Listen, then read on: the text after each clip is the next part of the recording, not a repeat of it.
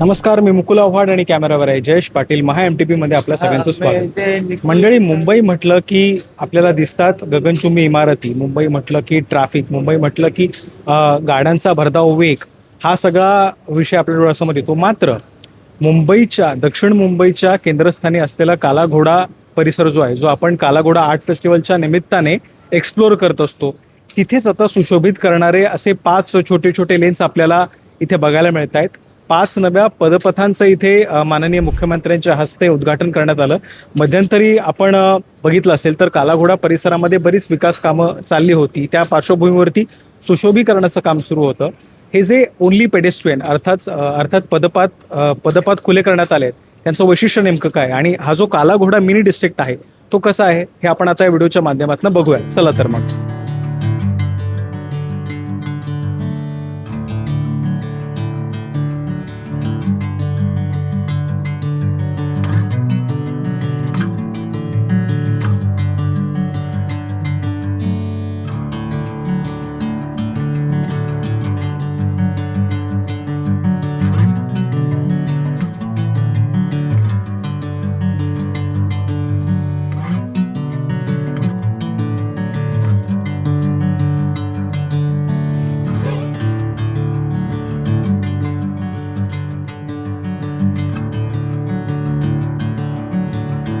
मुंबईचं art district अशी ओळख असणाऱ्या दक्षिण मुंबई येथील काला घोडा परिसरामध्ये आता आपण आहोत.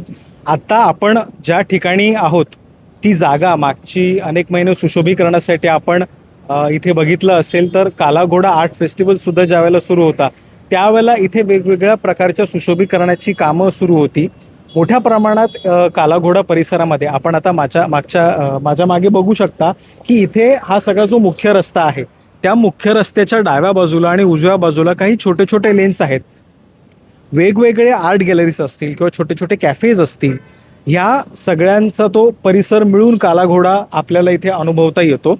आणि त्या पार्श्वभूमीवर आत्ता तिथे जाण्यासाठी एक चांगल्या प्रकारची सोय करण्यात आली असं आपल्याला बघायला मिळत आहे.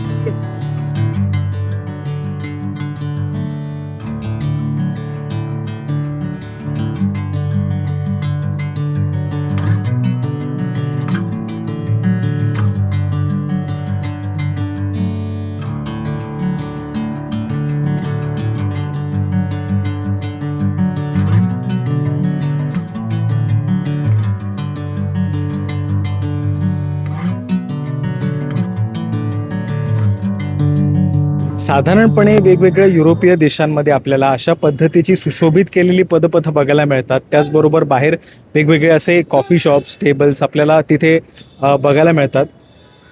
खरं तर कुठल्याही शहराचा विकास किंवा कुठल्याही शहराचं महत्त्व हे त्या शहरामध्ये किती मोकळ्या जागा आहेत यावरनं ठरत असतं. कारण एका बाजूला आपण विकासाच्या बाबतीत बोलत असतो की सर्वांगीण विकास शहरांचा व्हायला हवा, रस्ते सुधारायला हवे. मात्र त्याचबरोबर शहरांमध्ये राहणाऱ्या माणसांची, लोकांची गुणवत्ता, त्यांच्या जगण्याची गुणवत्तासुद्धा तितकीच महत्त्वाची आहे. अर्थातच अशा पद्धतीचे ओनली पेडेस्ट्रियन रस्ते जरी बनवले तरीसुद्धा एक नागरिक म्हणून आपण त्या ठिकाणी वेगवेगळ्या ज्या गाड्या आणतो त्या गाड्या न आणणं किंवा एका पद्धतीने तिथल्या सगळ्या नियमांचं पालन करणं ही नागरिक म्हणून आपली जबाबदारी आहे. आत्ताच्या घडीला दक्षिण मुंबईमध्ये या 5 वेगवेगळ्या लेन्सचा हा प्रयोग करण्यात आलेला आहे. मात्र त्याचबरोबर वेगवेगळी पुढची जी मध्य मुंबईतली शहरं असतील किंवा ज्यांना आपण सबर्बन म्हणतो तिथे सुद्धा अशा पद्धतीच्या वेगवेगळ्या मोकळ्या जागा, वेगवेगळे आर्ट डिस्ट्रिक्ट्स तयार होणं गरजेचं आहे. या पार्श्वभूमीवरती आपल्याला हा सगळा काला घोडा आर्ट डिस्ट्रिक्टचा प्रवास कसा वाटला आम्हाला कमेंट बॉक्समध्ये नक्की सांगा.